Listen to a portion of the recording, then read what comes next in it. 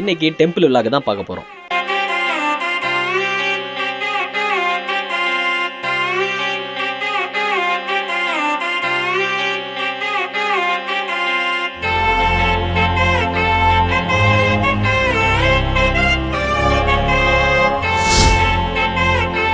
ஊருக்கு பக்கத்து ஊரில் இருக்க பெரியாண்டிச்சி அம்மன் கோயிலுக்கு தான் இன்றைக்கி போயிருந்தோம். ஸோ இந்த கோவிலுக்கு வந்து பார்த்திங்க அப்படின்னா நான் சின்ன வயசில் போனது, திரும்ப வந்து பார்த்திங்க அப்படின்னா இப்போ தான் போகிறேன். நான் சின்ன வயசில் போகும்போது இந்த கோவில் வந்து பார்த்திங்கன்னா ரொம்ப சிம்பிளாக இருந்தது.